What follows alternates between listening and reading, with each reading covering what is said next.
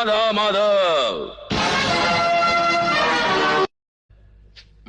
सक्सेना बुरे जी। बजरंग से कह के सक्सेना की फैक्ट्री में हड़ताल करवा दो जी। और समझौते के वक्त 5 लाख रुपए मंदिर को दान में दिलवा दो। बिल्कुल।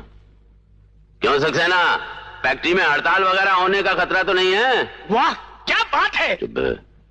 सब सुख चैन है आपकी दया से। सक्सेना इंडस्ट्रीज की ओर से आपके प्रतिष्ठान को 2 लाख रुपए भेंट। व्यापारी संघ की ओर से 5 लाख रुपए। जय राधा माधव। इस साल के धान के भाव मैंने तय कर दिए जगन भाई। बाप जी, अगर भाव कुछ और बढ़ा देते तो।